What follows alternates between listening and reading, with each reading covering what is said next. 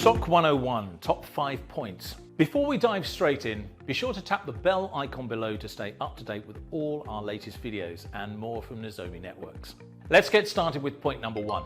What is a SOC? A SOC, or Security Operations Center, is basically the nerve center where information is fed to and from all the IT, OT, and IoT devices operating on your network. The role of a SOC is to identify security threats, vulnerabilities, and risks, and other potential operational issues. A SOC is staffed by cybersecurity experts utilizing a variety of tools to analyze security information and spot potential problems. SOC personnel monitor communication between devices on the network and respond to anomaly alerts, and then take action to remediate issues that arise. As you can see, a Security Operations Center is vital to keeping an operation running and protecting it from known and unknown threats. Okay, number 2. Now that we understand what a SOC is, let's talk about who's responsible for managing it. It's important to remember that all organizations need continual security management. We're talking 24/7, 365 days a year. The team responsible for security varies depending on the operational structure of the business. In most organizations, the SOC is managed by IT.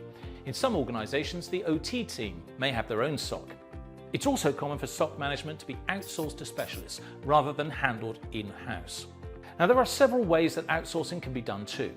A managed security services provider, or MSSP, may use their own SOC to manage multiple clients' operational data.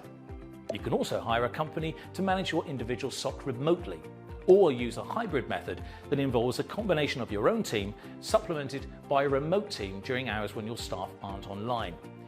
It really depends on the size and structure of your business and what works best for your unique situation. If you have your own SOC, it's important to staff it with well-trained SOC analysts and make sure they have the bandwidth to continually monitor your operational networks. If it becomes difficult to maintain a high level of coverage and operational reliability, outsourcing is a good solution.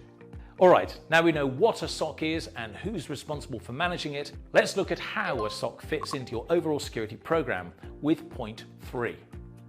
A SOC's role is to monitor the status of your network. What's communicating with what events and incidents are occurring, and are there anomalies which might indicate an equipment problem or a cyber attack? To do this, it must have full visibility into all the connected devices on the network. Companies are accelerating the automation of their systems and using more virtual environments and IoT devices. SOCs can be embedded seamlessly into these infrastructures, enabling full visibility of traffic within the network, not just in and out of it. SOCs are set up to trigger alerts about incidents, anomalies, and other unusual activity, and provide the information SOC staff need to understand what's happening and respond quickly. It's very important that they receive accurate contextual alerts that allow for quicker troubleshooting. This allows them to decide, according to pre-established incident response playbooks, what action to take. Maybe the anomaly is in a critical part of the system, and according to the playbook, it can't be taken offline right then. It's the SOC's team's job to figure out how to remediate issues as fast as possible with minimal impact on the organization.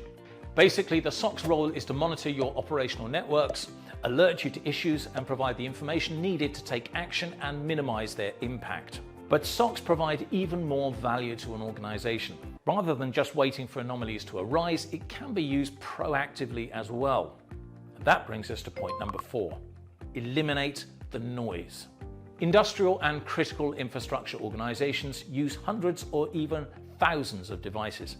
That means a single SOC analyst could be dealing with thousands of alerts every single day. So, how does a SOC team decide what's important and what's not? It's important to understand the concept of thresholds for alerts and alarms. What factors trigger an alert? If thresholds aren't properly set, false alarms can waste a lot of the SOC team's time. Advanced security tools can reduce false or inappropriate alerts by up to 70%.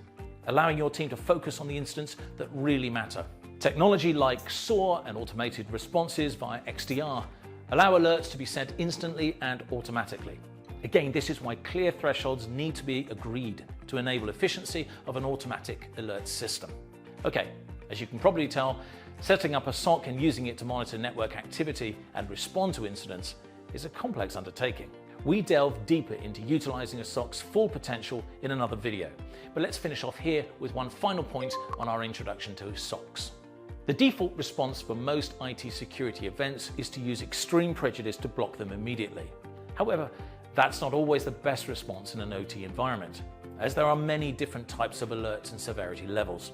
It's important to train your SOC team on the differences between IT and OT networks and the type of devices used in industrial and critical infrastructure operations.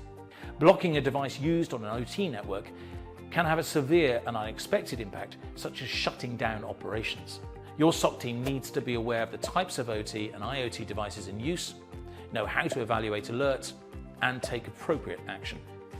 A SOC is only as good as the team that runs it, so make sure your security staff are OT savvy.